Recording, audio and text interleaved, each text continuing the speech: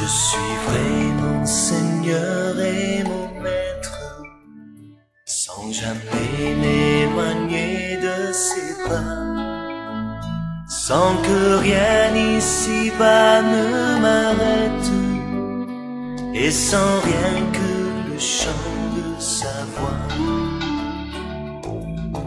Tous ensemble. Je suivrai mon Seigneur et mon Maître, sans jamais m'éloigner de ses bras, sans que rien ici. Bonjour à tous. C'est un cadeau que Dieu nous fait de pouvoir nous présenter ici, sans souci, sans peur. Personne ne va vous attaquer ni à l'entrée ni à la sortie. Aucun policier ne vous attend. Est-ce que vous vous rendez compte de cela? Est-ce que nous sommes conscients que nous vivons dans des temps de grâce et que, j'allais dire 80%, peut-être, moi, dans le monde, les gens doivent se cacher, se terrer, parce qu'ils veulent vivre la parole de Dieu. Quand j'ai préparé ce message, j'avais des difficultés, parce que j'ai déjà tant dit de choses dans ma vie que je me dis, il faut se renouveler, et ça n'allait pas. Et un jour matin, en ouvrant mon ordinateur, et chaque fois qu'on ouvre l'ordinateur à la maison, on passe par des moments de méditation dans plusieurs sites. Et une chose est venue à mes yeux. Sommes-nous sûrs d'être sauvés? Cette question est importante. Parce que voilà ce que dit Matthieu 7 au verset 23. Alors, je leur dirai ouvertement, je ne vous ai jamais connu. Retirez-vous de moi, vous qui commettez l'iniquité. Vous entendez ce que dit Jésus à nous? On vient tous les dimanches. Posons-nous deux questions. Est-ce que je connais Jésus? Et la deuxième, qui est peut-être plus importante, Jésus me connaît-il comme faisant partie de l'un des siens? Oui, il vous connaît, il connaît tout le monde. Mais faites-vous partie de la famille de Jésus? Pour moi, et je ne peux parler que pour moi, personne ne peut parler pour quelqu'un d'autre. Je peux dire que je connais Jésus. C'est parce qu'une relation personnelle, étroite, intime, s'est nouée entre lui et moi. Pas parce que je suis meilleur, pas parce que je suis plus méritant, pas parce que je suis né de parents chrétiens. Jésus a posé son doigt sur moi un jour. C'est lui qui est à l'origine de cela. C'est lui qui m'a fait prendre conscience que j'étais pécheur et que j'avais besoin de lui pour pouvoir me présenter devant le Père. Dès mon enfance, mes parents m'ont enseigné que Jésus était venu pour me réconcilier avec le Père. Néanmoins, j'ai dû m'adresser à lui pour qu'il fasse de moi un homme nouveau et me rendre compte que j'étais pécheur. C'est lui qui est venu vers moi. Même si je suis né dans une famille chrétienne, j'ai dû prendre une décision personnelle. Et depuis ce jour, je connais Jésus comme maître et comme sauveur. Et je l'apprécie toujours plus. Au plus je vieillis, au plus je me rends compte combien ces bénédictions sont grandes. Je suis heureux de savoir que quand je le verrai, il ne sera pas étranger pour moi. Ni lui pour moi. Vous savez, dans l'Apocalypse, il est dit que quand l'Église sera enlevée, on ne va pas se retrouver devant Jésus comme ça qui va nous prendre dans les bras. Jésus sera sur son trône. Et c'est sur son trône que nous le verrons. Et nous le verrons dans toute sa gloire. Sa gloire est tellement grande que quand Jean l'a vu en songe, il est tombé comme mort. Oui, nous avons un Dieu glorieux. La mort, je l'attends sereinement. Je sais où je vais. Je sais que Jésus va m'accueillir comme un frère. Et je suis sûr que personne ne pourra m'enlever ce moment. J'ai la certitude de mon salut. Voici ce que Romains 8 nous confirme dans le verset 35 et 39. Qui nous séparera de l'amour de Christ? Sera-ce la tribulation, l'angoisse, la persécution, la faim, la nudité, le péril ou l'épée? Selon qu'il est écrit, c'est à cause de toi qu'on nous met à mort tous les jours. On nous regarde comme des brebis destinées à la boucherie. Mais dans toutes ces choses, nous sommes plus que vainqueurs par celui qui nous a aimés. Car j'ai l'assurance que ni la mort, ni la vie, ni les anges, ni les dominations, ni les choses présentes, ni les choses à venir, ni les puissances, ni la hauteur, ni la profondeur, ni aucune autre créature ne pourra nous séparer de l'amour de Dieu manifesté en Jésus-Christ. Amen. Nous avons entendu plusieurs fois « Crois au Seigneur Jésus et tu seras sauvé ». Ah oui. Il y a pourtant croire et croire. Je m'explique. Jacques 2, 19 dit « Tu crois qu'il y a un seul Dieu? Tu fais bien. » Les démons le croient aussi. Et ils tremblent. Dans Romains 10, au verset 9, il est dit ceci, « Si tu confesses de ta bouche le Seigneur Jésus, et si tu crois dans ton cœur que Dieu l'a ressuscité des morts, tu seras sauvé. » Croire au Seigneur Jésus, c'est ça. Vous voyez, avant de dire « je crois », il y a une introspection à faire, un moment d'arrêt. Pas dire « oh, je crois ».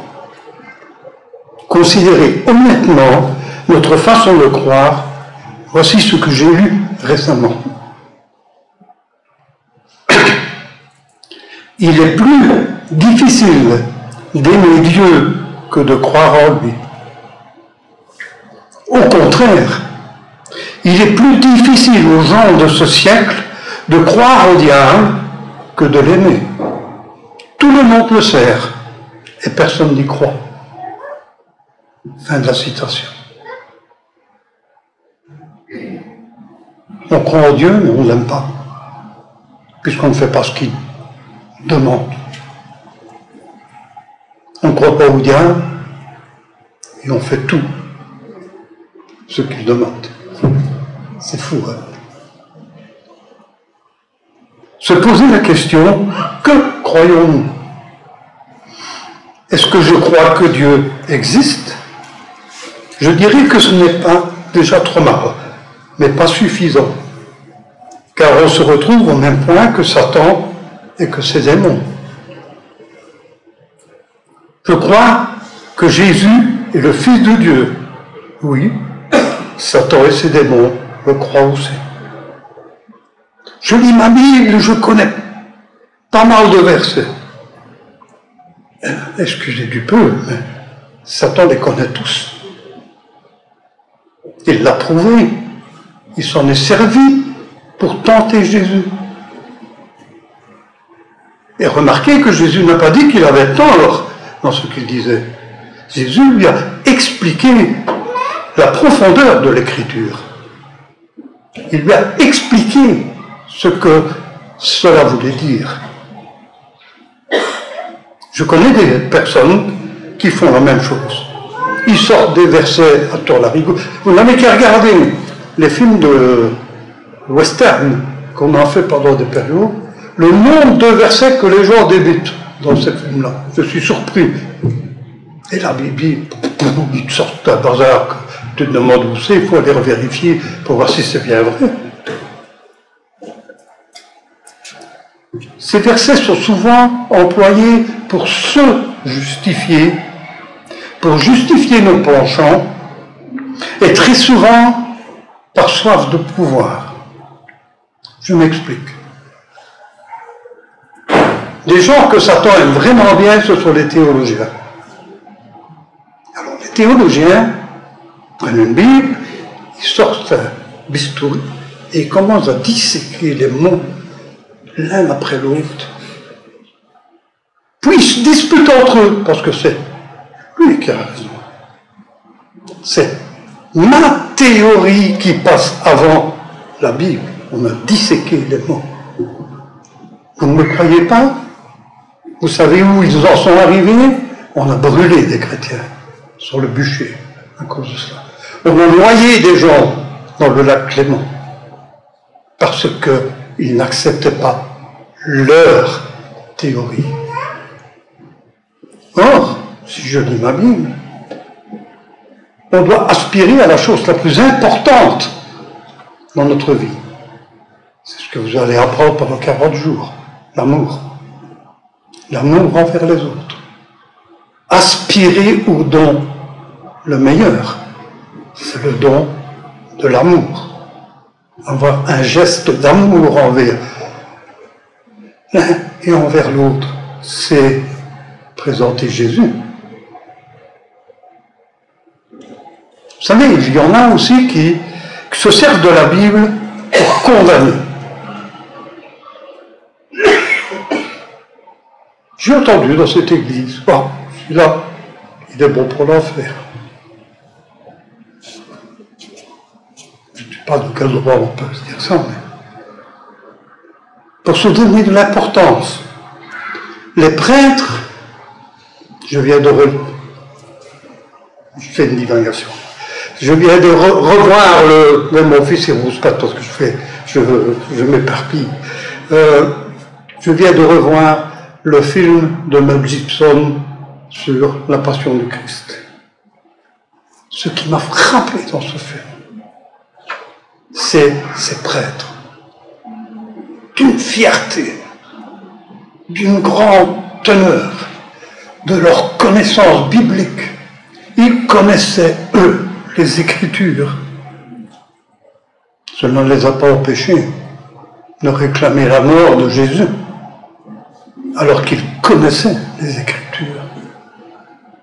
Ils étaient docteurs de la loi. Moi, je vais vous mettre quelque chose à côté. Que ferait Jésus à ma place? Que ferait Jésus? Qu'aurait fait Jésus à la place de ces docteurs de la loi?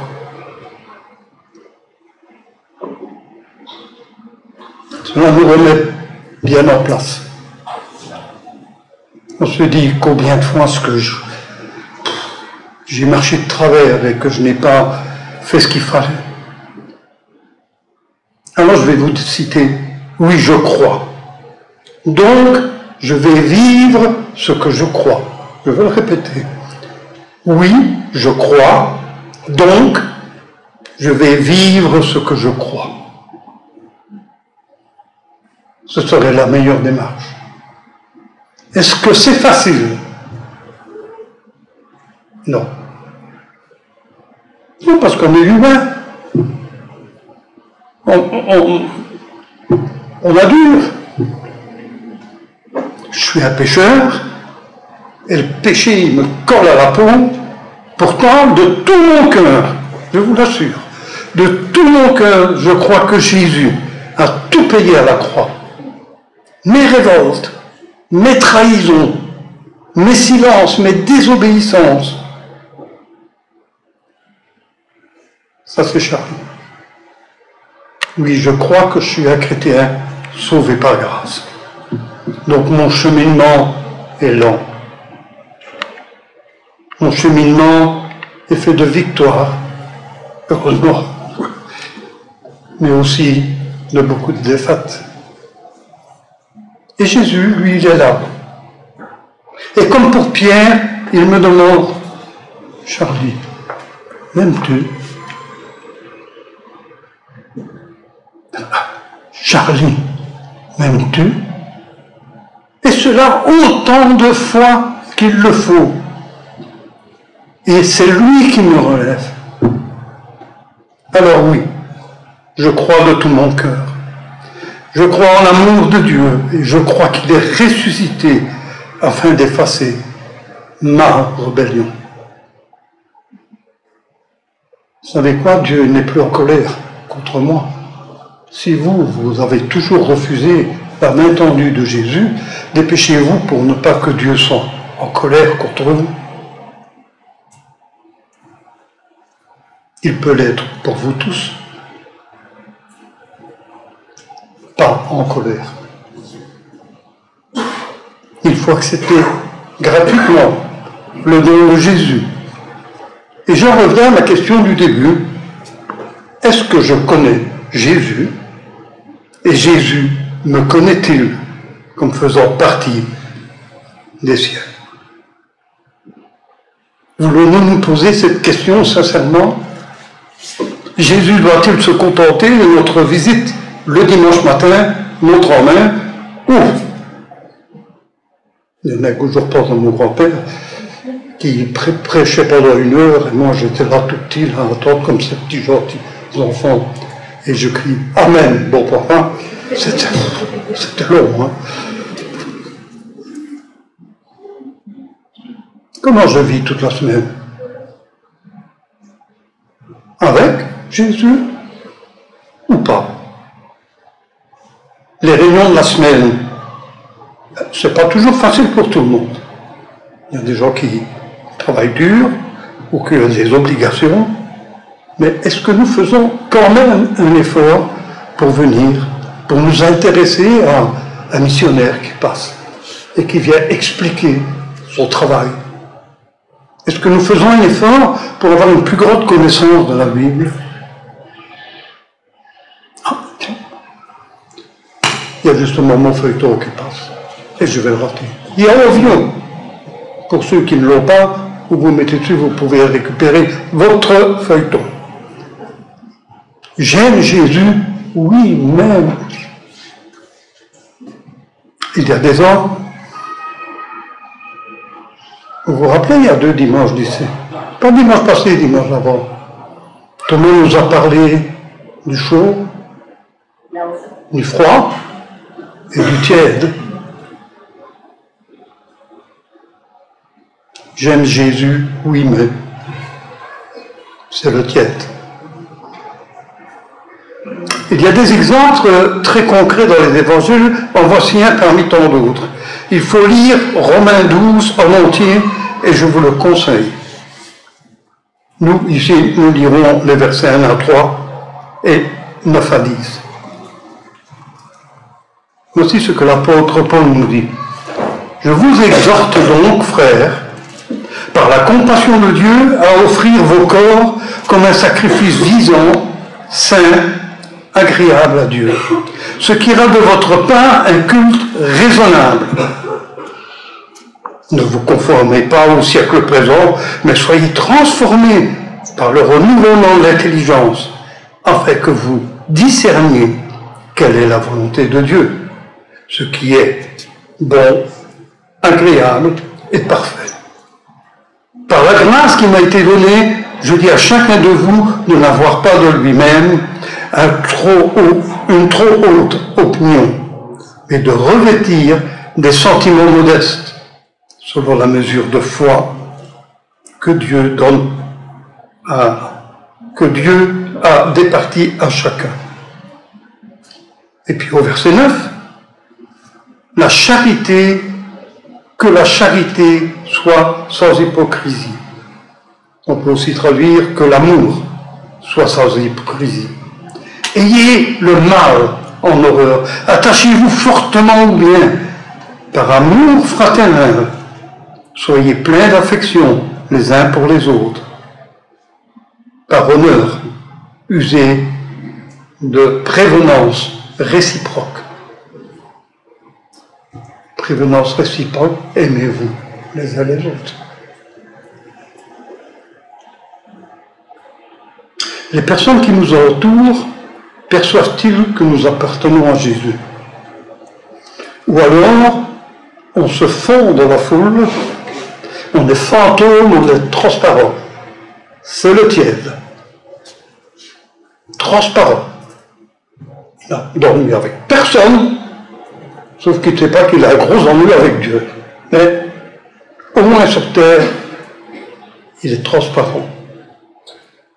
Je te l'ai déjà dit 1000 fois, j'avais un collègue au travail qui disait « Pour vivre heureux, vivons cachés ». On ne savait jamais où il était d'ailleurs.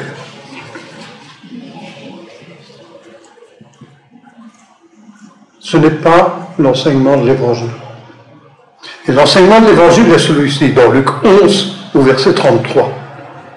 Personne n'allume une lampe pour la mettre dans un lieu caché ou sous le boisseau, mais on la met sur le chandelier, afin que ceux qui entrent voient la lumière. Un de nos vieux pasteurs disait, comme image, « J'aime le tennis, mais je ne pratique pas. » C'est toujours à la mode, hein. Je suis catholique, mais je ne pratique pas.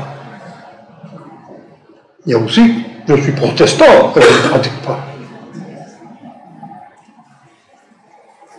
Alors, est-ce que je peux dire, je crois, mais je ne pratique pas? Quelle est notre attitude? Et que dira Jésus? Nous accueillera-t-il avec ces paroles redoutables? Je ne vous ai jamais connu. Retirez-vous de moi, vous qui commettez l'iniquité. Puis dans Matthieu 7, au verset 21, c'est des paroles dures, je l'admets, mais si elles peuvent être salutaires, c'est Jésus qui le dit, c'est pas moi. Ceux qui me disent « Seigneur, Seigneur » n'entreront pas tous dans le royaume des cieux. Mais celui-là seul qui fait la volonté de mon Père qui est dans les cieux. Plusieurs me diront en ce jour-là « Seigneur, Seigneur, nous avons prophétisé par ton nom.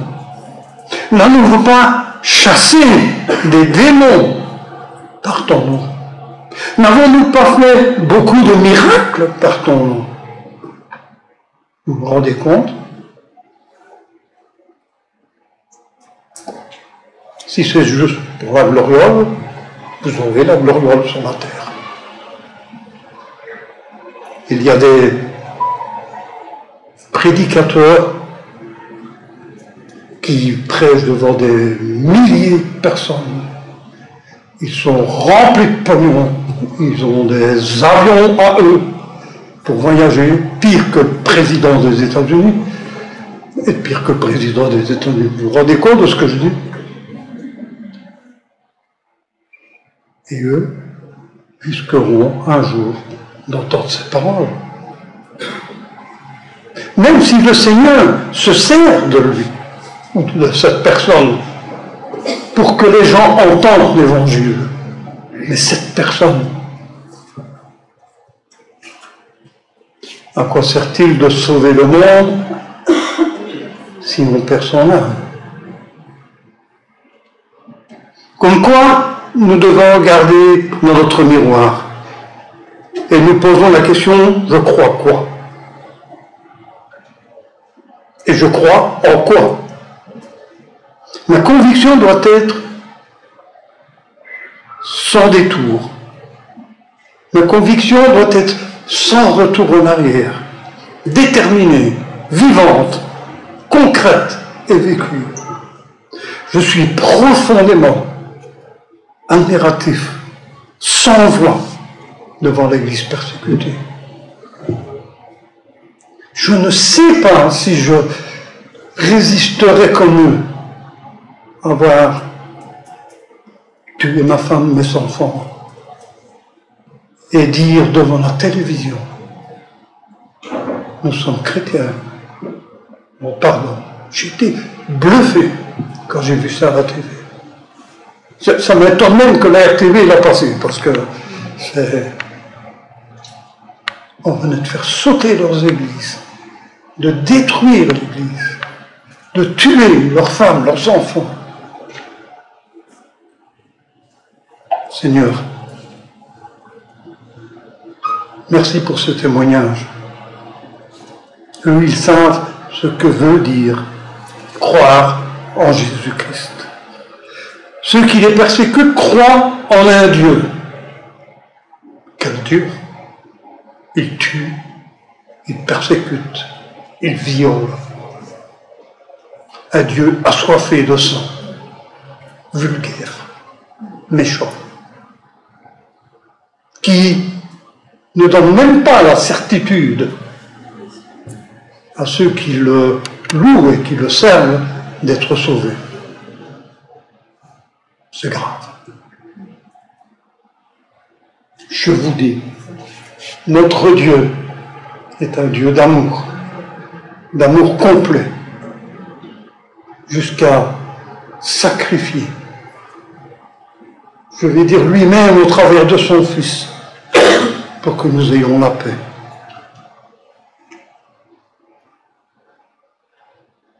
Si la persécution vient en Belgique, comment allons-nous vivre notre foi?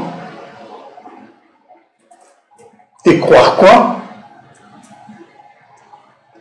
Pourtant la Bible ne nous cache rien.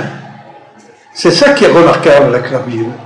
Vous lisez la Bible, elle ne vous dit pas, à partir de maintenant, vous allez planer 50 cm au-dessus du sol, tout va tomber bien, on fera comme certaines tribus qui, je te loue Seigneur, que les dollars tombent.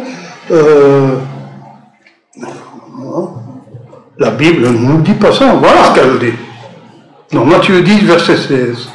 Voici, je vous envoie comme des brebis au milieu des loups, soyez donc prudents comme des serpents, simples comme des colombes. Puis dans Romains 8, 36, selon qu'il est écrit, c'est à cause de toi qu'on nous met à mort tout le jour, qu'on nous regarde comme des brebis destinées à la boucherie. Et il y a aussi ceci.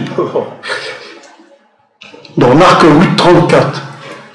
Puis, ayant appelé la foule avec ses disciples, il leur dit, si quelqu'un veut venir à moi, qu'il renonce à lui-même, qu'il se charge de sa croix et qu'il me suive. Et dans Jean 10, 28, je leur donne la vie éternelle.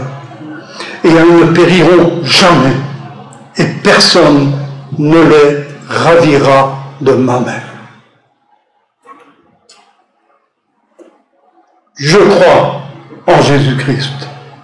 Je crois qu'il est mort à ma place sur la croix, qu'il a payé ma dette envers le Père et que je lui appartiens.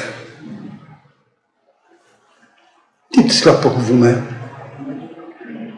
Ayez la certitude d'appartenir à Jésus. C'est tellement important. J'ose espérer que tous ici présents vous dites la même chose. Ce n'est pas que je suis meilleur, ni même un élu mis à part, parce que j'ai eu la chance de vivre dans une famille chrétienne. Seulement un jour, j'ai compris que j'étais perdu si je n'acceptais pas le salut par grâce qui m'a été offert gratuitement. Jésus a tout accompli en mourant sur la croix. La mort a perdu tout pouvoir sur nous. Nous sommes destinés à une vie éternelle. réconcilié avec le Père. Quand vous lisez l'Apocalypse, vous voyez cette foule immense. Je pense que Woodstock serait rien du tout à côté. Une foule immense qui est là devant Dieu pour le glorifier. Jésus dit comment on doit croire. Ça nous aide. Jésus lui-même nous dit comment nous devons croire. Et Jésus dit, laissez les petits enfants et ne les empêchez pas de venir à moi, car le royaume des cieux est pour ceux qui leur ressemblent. On ne vous demande pas d'avoir la foi de Billy Graham, on vous demande d'avoir la foi d'un petit enfant qui croit. Point. Ce que Jésus dit, il croit. Et on ne commence pas à contester. Ouais, mais j'ai lu quelque part, c'est pas vraiment clair dans la Bible. Il n'a pas donné les réponses exactes, mais non, un enfant y croit. Nous, les aînés, alors je deviens vraiment un aîné, nous les aînés avons cette tendance désastreuse de faire passer des examens à tout le monde. Avant le baptême, après le baptême, avant la Sainte Seine, après la Sainte Seine. Et puis, t'as vu comment il s'habille, et t'as vu comment il n'est pas tranquille, t'as vu. Et nous mettons des lois et des lois. Et Jésus, qu'est-ce qu'il nous dit? Que les prostituées et les collecteurs d'impôts nous devanceront dans le ciel. Oh. Alors, on a essayé, nous. Hein. Pourquoi? Parce que ce sont des gens qui sont conscients de leurs péchés. Nous, on n'est pas conscients de nos péchés. On est déjà péchés. Aujourd'hui, j'ai mis mon costume pour venir. Hein. Je suis quelqu'un de bien. C'est un peu comme ça qu'on s'en fout. Tandis que Jésus dit, ce qu'il faut, c'est un cœur sincère et reconnaître que nous sommes pécheurs, que nous n'avons pas droit au salut. C'est pas un dû, le salut. Jésus a payé pour ce dû et nous devons l'accepter.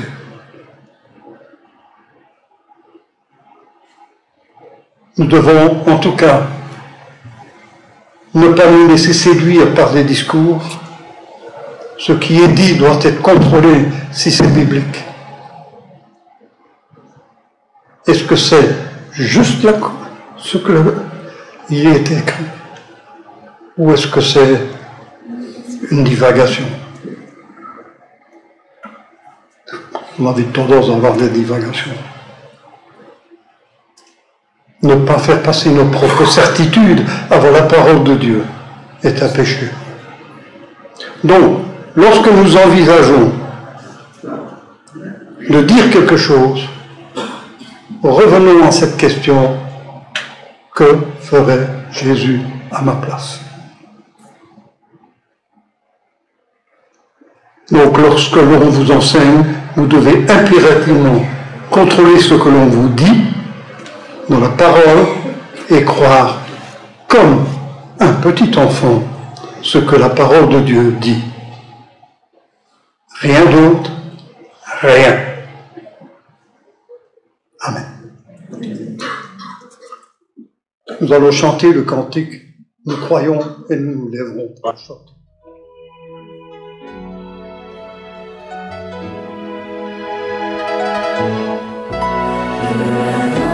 De Dieu soit sur toi, pour t'aider à marcher dans ses voies. Reçois tout son pardon et sa bénédiction.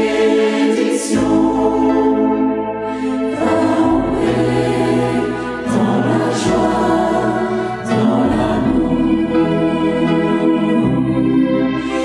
Amen.